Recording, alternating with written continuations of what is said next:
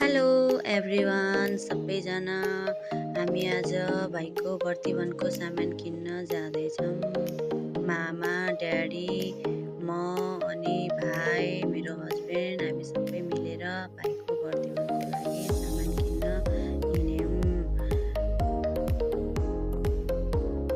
भाइलाई चाहिँ बाटोमा भोक लागेर थकाइ लागेर नमकिन खाएर बस्दैछ अनि त्यसलाई चाहिँ जिस्काउन लाग्छ मेरो हस्बेन्डले।